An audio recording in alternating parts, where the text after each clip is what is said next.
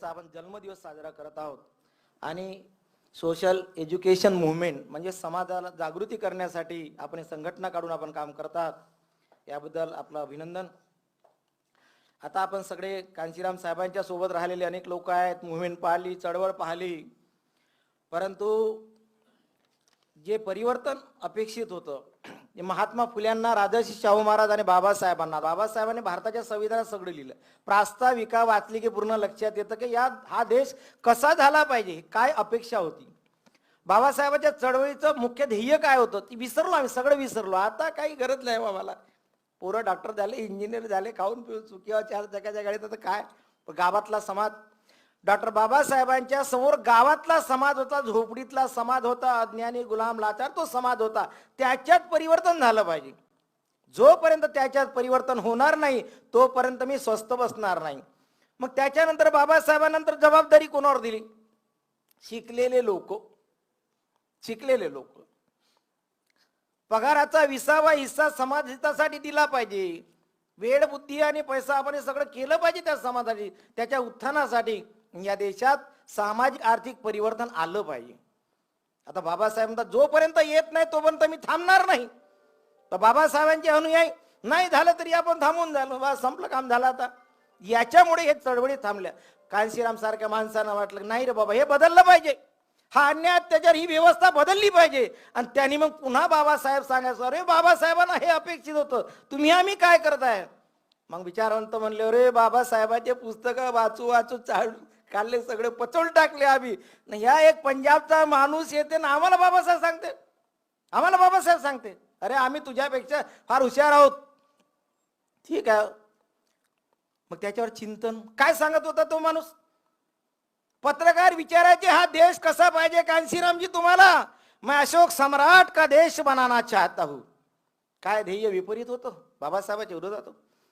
वर्णविहीन जातीहीन समाजाचं निर्माण या देशामध्ये झालं पाहिजे, हे बाबासाहेबांच्या चळवळीचं अंतिम ध्येय होतं. सामाजिक कायदे परिवर्तन झालं पाहिजे. काय झालं नाही तरी आम्ही गप्प का? मग आम्ही खरंच बाबासाहेबांचं रक्त आमच्यात आहे का, हा प्रश्न आमच्या समोर आहे. हे चिंतन, हे चिंतनाचे प्रश्न आहेत. सांगू थकला माणूस, सायकलीवर फिरला, काय केलं. अलाहाबादमध्ये 89 इलेक्शन झालं तेव्हा आम्ही तर ते भात खात होतो, रस्त्यावरती झोपत होतो, झोपायची व्यवस्था नव्हती. कांशीरामजी यायचे, हातात भात खायचे, रात्री चालले जायचे. कशासाठी एवढा संघर्ष त्या महामानवाने केला की या देशात परिवर्तन आलं पाहिजे.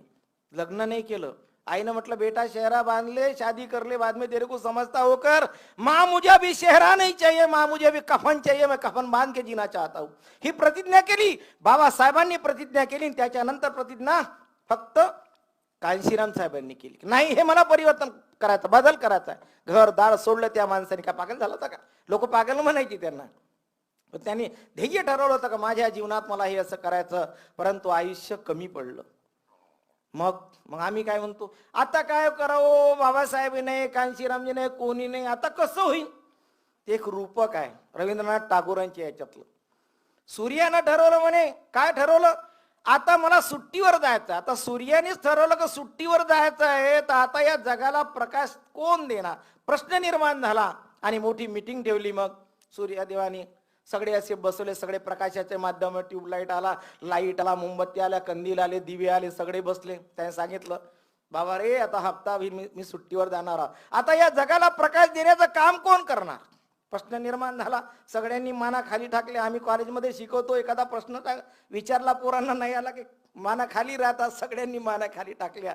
एक मोमबत्ती जी मागे होती ती पुढे आली सूर्याच्या आणि म्हणते, या जगाला प्रकाश देण्याचं काम मी करीन, या जगाला प्रकाश देण्याचं काम मी करील. लोक हसायला लागले सगळे. काय मोमबत्ती जगाला प्रकाश? आता या खोलीतली लाईन गेली, काय करतो आम्ही? मोमबत्ती लावू. त्या भागात उजेड पडला. तिकडल्या कोपऱ्यात लावली, तिकडल्या 4 कोपऱ्यात लावल्या, 10 लावल्या, 100 लावल्या. 100 लावल्या त्याचा प्रकाश पडेल का नाही? सूर्याचा प्रकाश नाही, पण प्रकाश पडल्याशिवाय राहणार नाही, अंधारातून मुक्ती मिळाल्याशिवाय राहणार नाही. हे बाबासाहेबांचं ध्येय होतं. हे कांशीरामजी देणं म्हणजे पिलर्स बनाना है मूवमेंट के.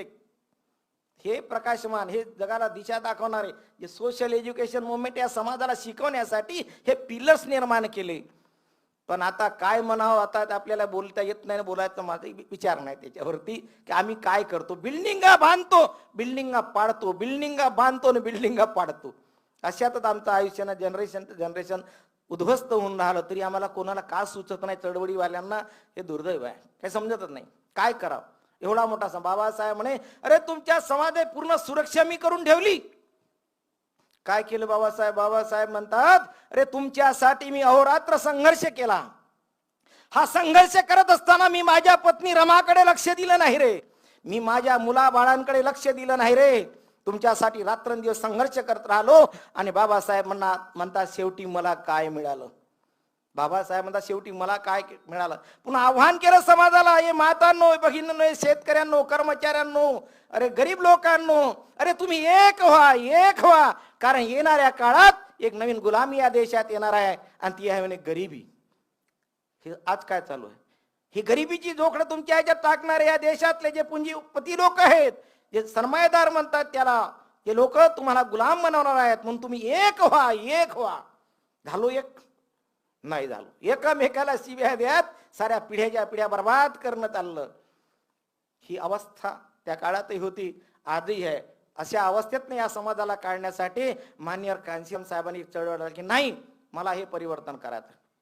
लोकांनी शिव्या दिल्या, जे काय प्रकरणं जाते, मग ह्या समाजाला जागृत करण्यासाठी, शिकवण्यासाठी पेपर काढलेत, मॅगझिन्स काढलेत की जागृती झाली पाहिजे. मला अशोक सम्राटाचा देश बनायचा, वर्णविहीन जातीविहीन समाजाचं निर्माण या देशात मला करायचं. हे ध्येय घेऊन तो माणूस निघाला आणि जे परिवर्तन त्या विचारानं झालं.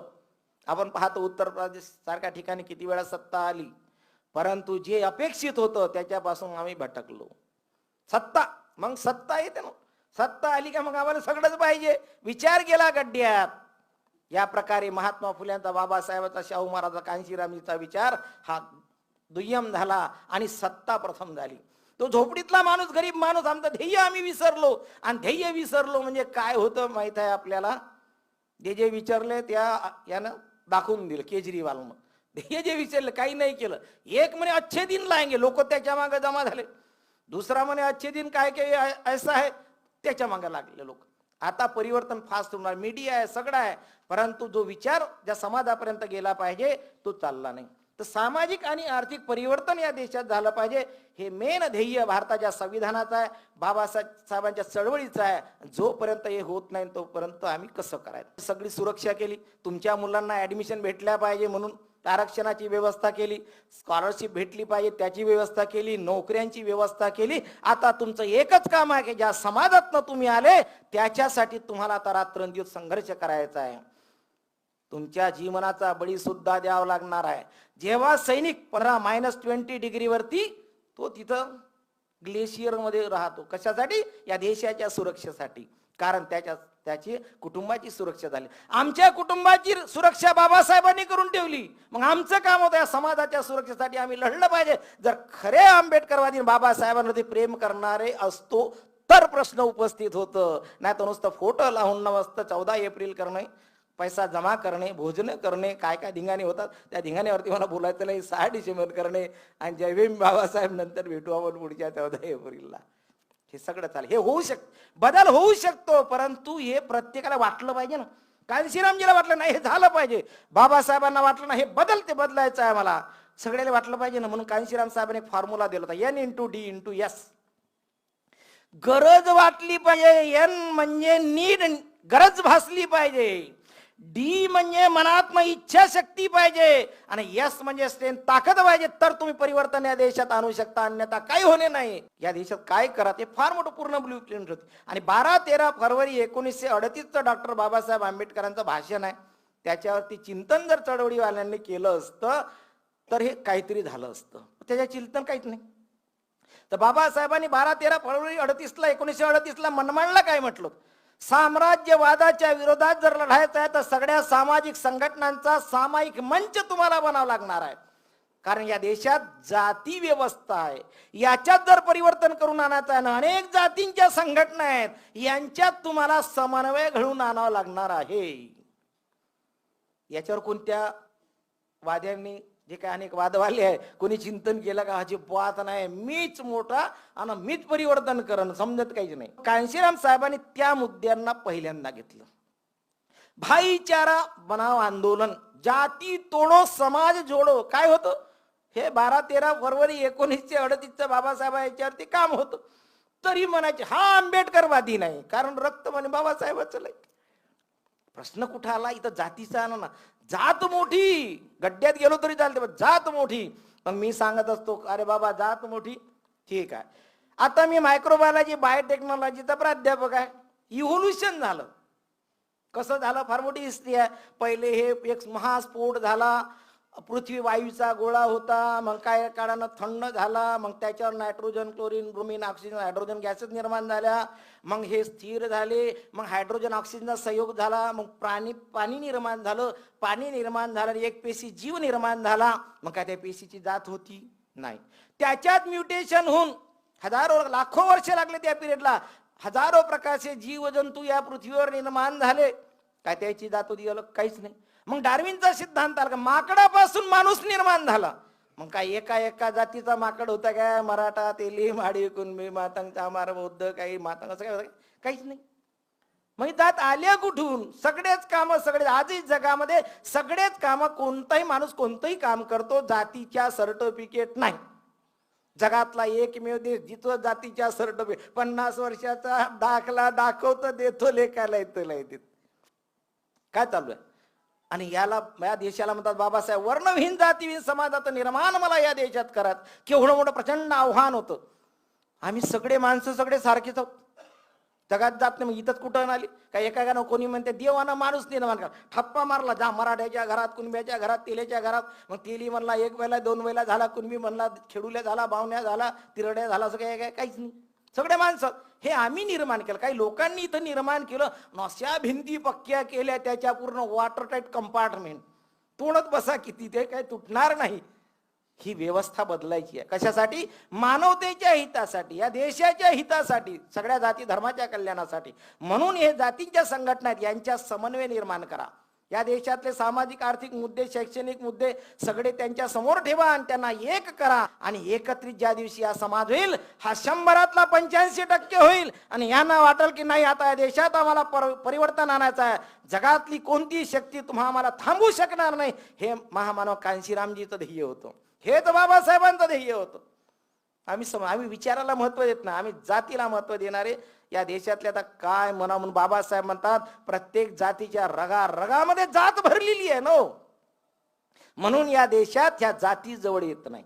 अनेक जातीच्या आम्ही नागपुरात राष्ट्रीय परिवर्तन परिषदेच्या नावाने 100 संघटना एकत्रित करून जागृतीचे कार्यक्रम पंजाबराव देशमुख सभागृहात घेत होतो आम्ही या मुद्द्यांवरती. पण माझी जात मोठी, याच्यामुळे या देशातलं परिवर्तन थांबलं. मग डॉक्टर आहा साळुंखे म्हणतात परिवर्तन परिवर्तन म्हणतो, मग सगळे लोक म्हणतात परिवर्तन परिवर्तन म्हणतो, पण या देशात परिवर्तन काय येत नाही, काय येत नाही. याचे कारण आम्ही शोधले पाहिजे.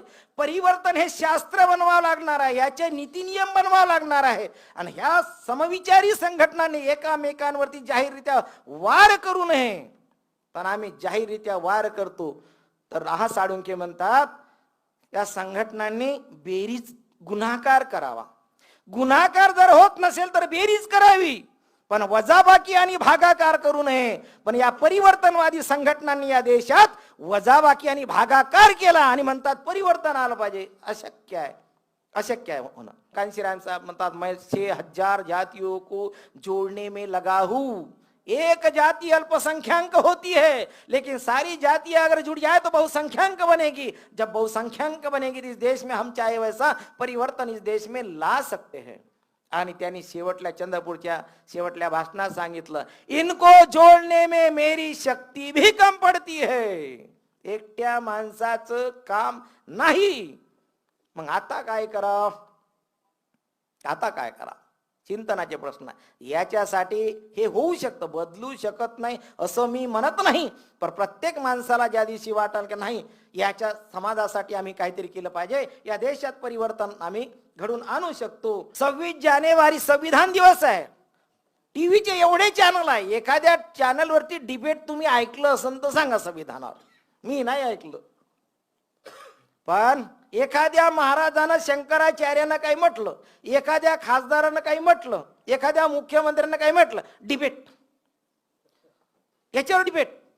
पण एवढे वर्ष झाले आमच्या मानवाधिकाराचा जाहीरनामा म्हणजे भारताचं संविधान, याच्यावरती नो डिबेट. जनतेला समजू देऊ नका, काय ते समजू देऊ नका. हे सगळं षडयंत्र फार मोठं या देशामध्ये चालू आहे. अंमलबजावणी करण्याचा प्रश्नच नाही. शिक्षणाच्या बाबतीत जे सगळं चालू आहे, एवढे अतोनात प्रकार, त्या टीव्हीवरती परवाच्या दिवशी पाहिलं, एवढी भयानक अवस्था आहे शिक्षणामध्ये. 15 ऑगस्ट 1947ला स्वातंत्र्य भेटलं. लगेच दुसऱ्या दिवशी 16 ऑगस्टला शाहीर अमर शेख आणि अण्णाभाऊ साठेंनी मुंबईत मोर्चा काढला. आणि मोर्चातले नारे काय होते? इस देश की आजादी झूठी है और भारत की जनता भूखी है. इस देश की जनता भूखी है और भारत की ना, इस देश की जनता, इस देश की आजादी झूठी है और भारत की जनता भूखी है ना. आता भेटलं काय पोटभर? नाही. अजूनही 50% लोकांना 2 वेळचं साधं जेवण भेटत नाही. राजस्थान आहेत, त्याच्यानंतर ओरिसा आहे, मध्य प्रदेश, गवताच्या भाकरी लोकांनी खाल्या. हे मी खोटं नाही बोलत, टीव्हीवर सांगितलं, गवताच्या भाकरी खाल्या. ओरिसा मधले कालाहांडी नावाचं क्षेत्र, कालाहांडीमध्ये टोपल्याने रत्न निघाले. जेव्हा जनता दलाचं राज्य, टोपल्याने रत्न निघाले.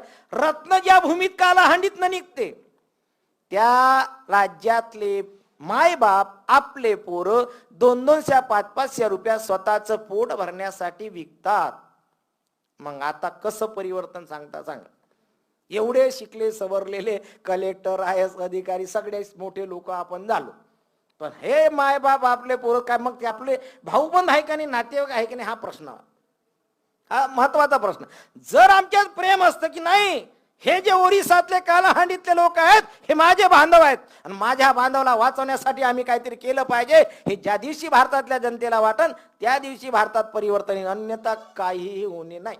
आर्थिक समता आली पाहिजे, ठीक आहे. मग बाबासाहेबांनी संविधानात सरळ लिहिलंय, सामूहिक हिताला सर्वाधिक उपकारक होईल अशा रीतीने समाजाच्या भौतिक साधन संपत्तीचे स्वामित्व व नियंत्रणाधिकार याची विभागणी झाली पाहिजे. आर्थिक यंत्रणा राबविण्याचा परिणाम म्हणून संपत्तीचा व उत्पादन साधनांचा संबंध सामूहिक हितास बाधक होईल अशा प्रकारे एकाच ठिकाणी होऊ नये. भौतिक संसाधन या देशाच्या प्रत्येक नागरिकापर्यंत पोहोचले पाहिजे. धनसंच एका ठिकाणी होऊ नये. धनसंच एका ठिकाणी झाला इतरांना धोका उत्पन्न होऊ शकतो. एवढं सरळ सांगितल्यानंतर 125 जे खासदार असतील, जे आरक्षणानं निवडून गेले, त्याच्यातला एकही बोलत नाही. याचा अर्थ काय? जे लोकप्रतिनिधी आहे, पण बाबासाहेबांनी म्हटलं होतं हे लोकप्रतिनिधींचं काम आहे, ज्यांना आम्ही निवडून पाठवतो तेही गुंगे बहिरे आणि दलाल बनलेले आहेत, तर होईल कसं? आणि बाबासाहेबांनी सांगितलं होतं की भारताची लोकशाही ही श्रीमंतांची बटीक बनू नये. भारताची लोकशाही श्रीमंताची बटीक बनलेली आहे. काय होणार? मुंबईमध्ये 8,000 कोटीचा अंबानीचा बंगला. नवीन मुंबईला माझा असंच आंबेडकर जयंतीचा कार्यक्रम होता. एक कार्यकर्ता म्हणे, साहेब तुम्हाला काय माहित आहे का अंबानीच्या बंगल्यात काय? मी गेलोच नाही, मी काय माहित? अरे साहेब, त्याच्या संडासामध्ये सोन्याचे नळ लागलेले आहेत, बाथरूम मध्ये संडास आहे, आणि त्याच्यामध्ये हिरे लागलेले आहे. म्हणलं आता मी काय करू सांग, हे काम कोणाचं आहे? मला ऐकन, मी बोंबलाला गेलो तर मला पोलीसवाले पकडतील, अंदर टाकर. जास्त जाहीरपणे जर असं भाषण केलं तर हा आतंकवादी आहे म्हणून बंधन अंदर कर. समस्या अशी आहे ना. मग हा 8,000 कोटीचा बंगला सोन्याले हे काय भारताच्या संविधान लिहिलं काय? बाबासाहेब सरळ सांगितलं, स्वामित्वाधिकार नाही पाहिजे, धनसंचय एकाच्याच घरात जर माल जमा झाला इतरांचं काय होईल? एवढं सरळ साधं सोपं गणित बाबासाहेबांनी भारताच्या संविधानात ठेवलेलं आहे. आणि हे जर ज्या दिवशी जनतेला समजन त्या दिवशी भारतात परिवर्तन आहे. त्याच्या बायकोचा वाढदिवस राहते पहिला, एका वर्षी केला, काय दिलं? 250 कोटीचं जम्बो जेट विमान प्रेझेंट. 250 कोटीचं जम्बो जेट विमान प्रेझेंट. कोणी बोलला एखादा पक्षवाला? अजिबात नाही. दुसरा वाढदिवस आला, 250, त्याला वाटलं 250 कोटी कमी पडले, 400 कोटीचं जहाज प्रेझेंट बायकोले वाढदिवसा. मग क्या कोणी बोलते? मग हे भारताचं संविधान यायले राजकीय लोकांना माहित आहे का नाही आहे? हा संशोधनाचा विषय. म्हणून या संविधानावरती ते चर्चा करत नाहीत. चर्चा केली तर जनता जागृत होईल ना, जनता जागृत झाली तर या देशात असं काय घडलं तर विद्रोह निर्माण होईल. मग ते आपल्याला उद्या तर नाही रे बाबा, म्हणून यायले दाबून ठेवा, त्याच्या नेत्याले दाबून ठेवा. आणि ते जनता तर आहेच तशी आपापल्या याच्यामध्ये, त्यांना काही वेळ नाही. या प्रकारे सगळं या देशामध्ये चालू आहे. आणि मग आम्ही म्हणतो आर्थिक परिवर्तन आलं पाहिजे. बाबासाहेबांचा जो आर्थिक विचार होता, आज त्याची गरज आहे देशाला सांगण्याची. तर बाबासाहेब म्हणतात नियोजनबद्ध अर्थव्यवस्था या देशात पाहिजे, नियोजनबद्ध अर्थव्यवस्था पाहिजे, मिश्र अर्थव्यवस्था. पण आज फायद्याच्या कंपन्या विकणं चालू आहे. आता रेल्वेचं प्लॅनिंग, काय काय विकतील काय ना, पूर्ण देश विक्रिया निघाला. ज्याच्यात ताकद आहे त्यांनी खरेदी करावी. शासनाच्या अर्थव्यवस्थेत परिणामकारक हस्तक्षेप असणे आवश्यक आहे. मुख्य उद्योगधंदे राज्याच्या मालकीचे पाहिजेत. पण आमचे नेते काय म्हणतात, करा हो तुम्ही प्रायव्हेटायझेशन करा, पण आम्हाला प्रायव्हेटायझेशन मध्ये आरक्षण द्या, आमची भीक ठेवा काढून. हा बाबासाहेबांचा संघर्ष नाही. बाबासाहेब म्हणतात मूलभूत उद्योगधंदे सरकारच्या नियंत्रणात पाहिजे. हे आंदोलन या देशात चाललं पाहिजे. ना नेत्याला समजत ना कार्यकर्त्यांना समजत, तर हे परिवर्तन होईल कसं? तर याच्यासाठी सोशल एज्युकेशन मुवमेंट, आता खरं शिक्षण या समाजाला देण्यासाठी तुम्हाला मला प्लॅनिंग करावं लागणार आहे. विमा उद्योगांचं राष्ट्रीयकरण करावे हे बाबासाहेब म्हणतात. आता त्यांनी खाजगीकरण केलं. हे सगळं चालू असताना तुम्ही आम्ही काय करतो? कृषी विषयक बाबासाहेबांनी जो विचार ठेवला हा जनतेपर्यंत गेला पाहिजे. हेच कांशीराम साहेबांचे विचाराचे बाबाचं दुसरं तिसरं काहीच नाही. कृषी व्यवसायाचं राष्ट्रीयकरण करावे हे बाबासाहेब म्हणतात. गरीब शेतकरी आणि शेतमजूर यांना लाभ मिळेल अशा तऱ्हेने जमिनीचं फेरवाटप झालं पाहिजे. शेतीचं सामुदायिकीकरण करावे. शेतीचे उत्पादन वाढविण्यासाठी सरकारने भांडवल गुंतवणूक करावी. शेतीतील अतिरिक्त मनुष्यबळ कमी करण्यासाठी औद्योगिकरण जास्त जोरात करावे.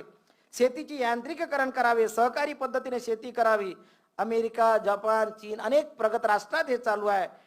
आणि देशात त्या शेतकऱ्याला जर वाचवायचं असेल, जसं महात्मा फुले म्हणतात हा जगाचा पोशिंदा आहे, हा स्वाभिमानी झाला पाहिजे. छत्रपती शिवाजी महाराज म्हणतात लाख मेले तरी चालतील, पण हा जगाचा पोशिंदा शेतकरी हा वाचला पाहिजे. पण काय चिंतन कधी लोकसभेत कधी पाहिल्याची अजिबात नाही. झालं काही पॅकेज देऊन टाकलं, संपलं. कोणीही बोलत नाही, कोणीही बोलत नाही. तर बाबासाहेबाच्या विचारानं या खासदारांना आमदारांना आता शिकवण्याची गरज आहे. तर पहिले त्या समाजाला शिकवलं की बाबा रे तू जागृत बन, आणि तू जो निवडून दिला प्रतिनिधी त्याला तू सांग, त्याच्या घरावर मोर्चा घेऊन जा का शेतकऱ्याला वाचवण्यासाठी आता काय केलं पाहिजे. पण ज्याला समजते, ज्या संघटनांना समजते, तेही जर आम्ही हे काही करणार नाही तर हे सगळं बदलणार नाही. तर याच्यासाठी शिक्षण, वीज, आरोग्याची साधनं, पाणी, मूलभूत उद्योग सरकारच्या नियंत्रणात पाहिजे. याचं जर खाजगीकरण झालं का सगळं गरिबाचं नुकसान झालं. खाजगीकरण, उदारीकरण जागतिक कशासाठी आणलं? पूर्ण समाजाला लंब करायचा त्यांना. प्रचंड महागाई जे अनेक प्रकार या देशात होणार आहेत त्याच्यात यात खोलात जाणार नाही. पहिला आंदोलन वर्णविहीन जातीविहीन समाजाचे निर्माण करणे, याच्यावरती या देशात जागृती आणि प्रबोधन झालं पाहिजे. शिक्षणाचं राष्ट्रीयकरण झालं पाहिजे. शिक्षणाचं राष्ट्रीयकरण झालं पाहिजे. तिसरं आहे जमिनीचं राष्ट्रीयकरण. चौथं मूलभूत उद्योगधंद्यांचं राष्ट्रीयकरण. आणि पाचवा आणि महत्वाचा मुद्दा आहे मंदिरांचं राष्ट्रीयकरण. आता तुम्ही म्हणा हे मंदिर कायले आणलं? लोकही म्हणतील हिंदू धर्माचे, काय होय मंदिर कशाला आणलं? आता या देशाला जर खरंच आर्थिक समाधानाचे, गरिबाचं कल्याण करायचं आहे तर मंदिराशिवाय दुसरा उपाय नाही. कारण देव तिचा आहे, देव आमचा बाप होय, देव आमचा बाप, आमच्या बापाला आमचं कल्याण कर. तर आमच्या बापाला ठरवतं कल्याण होते हे त्याला समजून सांगावं लागणार. कसं? आता शेतकऱ्याचे पोकं, तेली माडी कुणबी सगळ्या बहुजन समाजाचे अनएम्प्लॉयमेंट आहे. भारताच्या संविधानात बाबासाहेबांनी लिहिलं 41 आणि 42 सकल शिकलेल्या बेरोजगारांना रोजगार उपलब्ध करून देणे सरकारचं काम आहे. 11 ते 12 करोड बेघर आहेत, घरं बांधून देण्यात. मोदी म्हणे मी त्याला घरं देईन, नोकऱ्या देईन. काही होणे नाही, कोणी नोकऱ्या देणार, घर नाही. तो म्हणते आता तिजोरी खाली आहे, तिजोरी भरायची ताकद आपल्यात आहे. आता कशी? तर हे मी नाही म्हणत. 1932 मध्ये डॉक्टर भाऊसाहेब पंजाबराव देशमुखांनी एक विधेयक आणलं होतं सीपीआय बेरार विधानसभेत. काय होतं? या मंदिरातला पैसा काढा आणि गरिबांच्या शिक्षणावर खर्च करा. बोललं कोणी याच्यावर? आता कोणी नाही बोललं. मग हे कोण बोलन? ज्याच्या समस्या आहेत त्यानं बोलावं लागेल. आता देव माया बाप आहे तर बापाच्या याच्यात इस्टेटीत पोराचा वाटा पाहिजे ना. कोर्टात जर केस टाकली, तो मो माय गॉड नाही तर देवावर केस टाकली होती त्यानं, तशासारखा हा जो प्रचंड पैसा तर देव आमचा वाटा पाहिजे बा पोराले. आता पंजाबराव देशमुखांनी सांगितलं हे असं असं झालं पाहिजे रे बा, होत नाही. अमर्त्य सेन म्हणतात, ज्याला जगाने अर्थशास्त्राचं नोबेल प्राइज दिलं, भारताचं नंदनवन 10 वर्षात होऊ शकते. भारताचं नंदनवन 10 वर्षात होऊ शकते. या देशात कोणत्याच गोष्टीची कमी नाही, पाण्याची नाही, जमिनीची नाही, नैसर्गिक संसाधनाची नाही, पैसे कुठल्याच गोष्टीची कमी नाही. भारताचं नंदनवन 10 वर्षात होऊ शकते. मग एखाद्या प्रधानमंत्र्याने बोलवलं, हे रे बाबा प्लॅनिंग सांग आपण करू. नाही, कोणता पुरस्कार पाहिजे सांग, पुरस्कार घे, आपल्या घरी जा, जातं बोंबलाचं नाही, आम्हाला हे करायचं नाही ना यार, दुखायला फालतू तुझे ज्ञान सांगतं, यायले तर असेच मारायचे, हे ठरवून टाकलेलं आहे. अशा व्यवस्थेत आम्हाला लढाई लढायची म्हणजे केवढं कठीण काम आहे, साधं काम नाही. एका महिन्याची कमाई पाहू आपण मंदिराची. या काय का तिरुपती बालाजीचं जे मंदिर आहे, 1325 कोटी एका महिन्याचा कमाई, एका महिन्याची कमाई 1325 कोटी. काय नाही होतो याच्यात. आता एका महिन्याची एवढी तर 12 महिन्याची किती, आणि एवढ्या वर्षापासून किती, घरी जाऊन कॅल्क्युलेट करा, मलाही करायला जरा वेळ लागेल, कारण गणिताचा प्राध्यापक नाही त्याच्यामुळे समजणार नाही, टाइम लागणार. वैष्णो देवीचा 400 कोटी महिन्याचं. साईबाबा शिर्डी 100 कोटी, रामकृष्ण मिशन 200 कोटी, द्वारकाधीचं पुष्कळ आहे. काली मंदिर कलकत्ता मागे गेलो होतो गेल्या वर्षी आम्ही, 250 कोटी. आणि पद्मनाभ मंदिर 5 लाख करोड संपत्ती मिळाली. तो दरवाजा म्हणे सुप्रीम कोर्ट उघडाच नाही म्हणे. एवढा प्रचंड मालाचं काही कमी नाही आहे या देशात. माने एक मोठी टनानं सोनं आहे. आपला माजी अर्थमंत्री चिदंबरम 2013 लोकसभेतलं स्टेटमेंट आहे, त्याचं नेटवरती जा तुम्ही उघडा, तुम्हाला सगळी माहिती भेटते, कोणत्या कुठं माल कसा जमा होते सगळं आहे. मंदिरामध्ये 30,000 टन सोनं, 30,000 टन सोनं पडलं आहे. शेतकरी मरून राहिला म्हणे, गोडाऊन बांधायला पैसे नाही, गरीबाच्या शाळा सुधारवासाठी त्या पोरासाठी पैसे नाही. त्या बिहारमध्ये 2 लाख शिक्षकाची कमी आहे. जे शिक्षक आहे हिंदी भाषिक भागात मागे टीव्हीवर दाखवलं, काय एवढे हाल खराब आहेत. संडेचं स्पेलिंग शिक्षकाला येत नाही, शाळेचं स्पेलिंग स्कूल SCHOOL पाहिजे, SKUL लिहिते, महिन्याचं नाही, दिवसाचं नाही. काय आम्ही देश कसा घडवणार मला सांग. 2 लाख शिक्षकाची कमी आहे आणि महाराष्ट्रामध्ये 5 लाख D.Ed आणि B.Ed झालेले पोरं खाली पडले आहे. काय करता का नियोजन केलं तर सगळं या देशाचं कल्याण होऊ शकते. पण ते त्यांनी ठरवलं का आम्हाला भाऊ हे काय करायचं नाही भानगडीत. हा प्रचंड पैसा आहे, बहुजन समाजाचा पैसा, बहुजन समाजाच्या कल्याणासाठी लावला पाहिजे. तर प्रत्येकाले रोजगार भेटन. 11 ते 12 करोड घाणेरड्या झोपडपट्ट्यात लोक राहणाऱ्या पक्के मकान सगळ्यासाठी बांधता येतात. त्याच्यानंतर बेघर लोक आहेत, झोपडपट्टीवाले वेगळे, बेघर आहे 11 ते 12 करोड तेवढे बिचारे, त्याच्यासाठी घरं बांधता येतात. असा देश नाही घडवायचा का. शेतकरी आत्महत्या करून राहिला, सगळं करता येतं, पण याच्यासाठी हे आंदोलन चालवावं लागणार आहे. पण याच्या मुद्द्यावरती कोणी बोलत नाही, कारण साधं काम नाही ना, साधं काम नाही. पण हे जर योग्य प्रकारे जर समाजाला समजून सांगितलं तर कोणताही समाज याला विरोध करत नाही. विरोध करत असेल तर मग मला घेऊन चालला, मी येतो तुमच्या सोबत, विरोध कोणी करणार नाही.